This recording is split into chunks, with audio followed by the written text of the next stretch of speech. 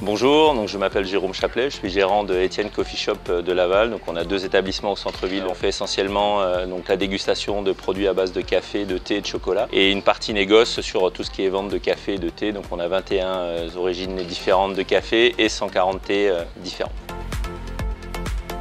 Alors ma vision de la RSE, elle est très simple. Le premier engagement, c'est l'engagement social, c'est-à-dire comment améliorer le quotidien de mes collaborateurs. Donc en tout cas, moi la RSE, je le cadre surtout pour structurer et alimenter et améliorer mon entreprise. Et ensuite la partie un petit peu engagement écologique, comment mes déchets peuvent devenir en fait la ressource d'une autre personne. Alors bonjour, je suis Julien Touchet, donc le directeur du golf de Laval et de la Mayenne. Le golf de Laval et de la Mayenne est une association sportive qui est sur un terrain qui appartient à Laval Agglomération et qui a la particularité d'être le seul golf du département.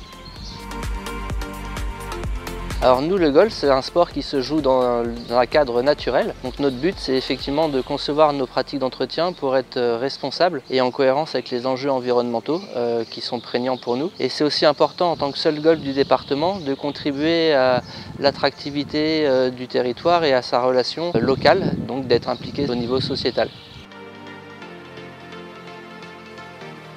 Les collaborateurs et moi-même, parce que c'est avant tout un choix d'équipe, on a fait une analyse RSE. C'était très abstrait. Et on a vite fait l'analyse de se dire qu'on avait plus d'1,5 tonne ou 1,7 tonne de marc de café sur une année. Donc maintenant, quelle utilité on peut en avoir? De ce fait, lors d'un petit café avec Julien, on s'est dit pourquoi pas mener ce projet. Quel intérêt Julien peut avoir avec les jardiniers de notre marc de café?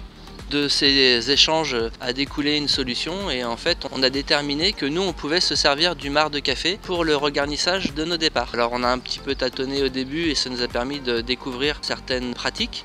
Avec le marc de café, il garde toutes ses qualités si on l'utilise en compost. Donc nous on va l'intégrer, une fois que Jérôme nous le livre, à un compost déjà en place et après on s'en sert avec un mélange de sable, de graines et de terre pour regarnir les départs et donc favoriser la recolonisation des départs qui sont abîmés par l'usage régulier de la pratique des joueurs.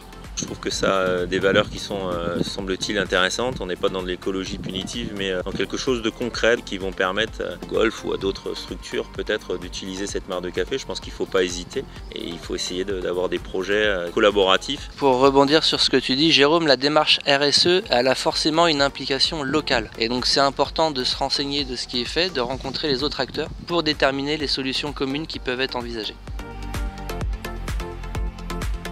Nous, le golf de Laval, c'est un sport de plein air qui se joue dans un cadre naturel. On est un poumon vert de 83 hectares juste à proximité de Laval et c'est notre devoir de l'entretenir, de le préserver et de le faire connaître pour que les générations actuelles mais aussi futures puissent en profiter. L'amélioration de la biodiversité du site n'est pas incompatible avec l'amélioration de la qualité du parcours. On s'est engagé dans la démarche label biodiversité et on a été dans les premiers au niveau national à avoir le label argent. On va même s'engager certainement dès l'année prochaine dans le label or pour vraiment concrétiser la somme des actions qui sont mises en place. Des exemples, les grands refs. Plus on a des grands refs, plus on a de la biodiversité, plus on a aussi de la captation de carbone. On essaye d'étendre ces zones un petit peu partout et en les étendant, ça permet aussi de gagner du temps en libérant de la tonte de ces espaces-là. On a aussi l'amélioration de la gestion différenciée de nos plans d'eau. On va créer un milieu entre l'eau et le gazon et qui va permettre à toute une espèce de faune et de flore de vivre dans cet écosystème qu'on a créé.